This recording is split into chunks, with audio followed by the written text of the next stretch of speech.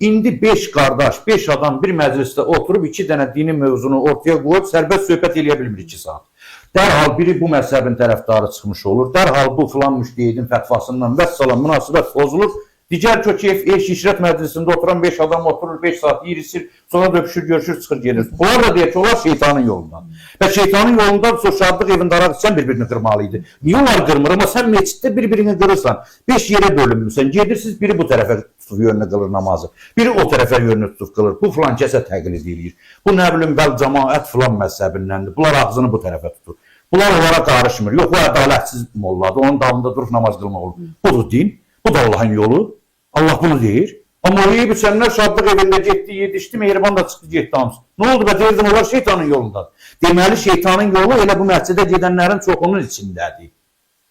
O gedib, o cür azad həyat yaşayanların içində deyil. Mən bunu deməliyəm, mən bu həqiqəti mən deməliyəm. Reallıq budur. Cəmaat ona görə dönür ateist olur. O gün mənə sual vermişlər ki, niyə son dövrlər insanlar ateizmə gedir?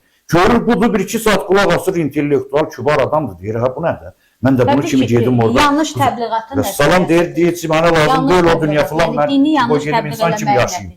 Buyurun.